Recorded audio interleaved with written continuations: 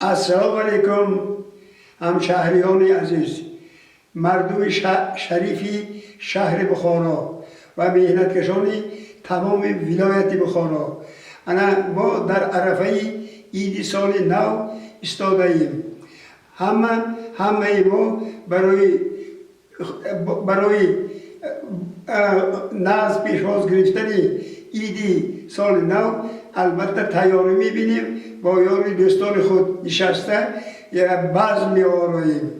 سال نو برای ما در سال 2021 موفقیت‌های برجسته آورد.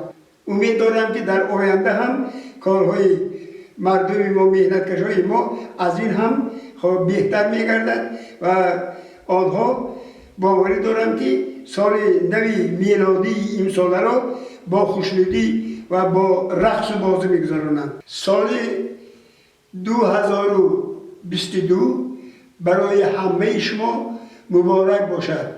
عید را با خوشنودی گذرانیده نقشه های سال نو را کشیدن گیرید، چونکه امسال هم برای محنتکشان ما سال موفقیت های کلان میگردد. دائما سال باشتم همدیاران عزیز.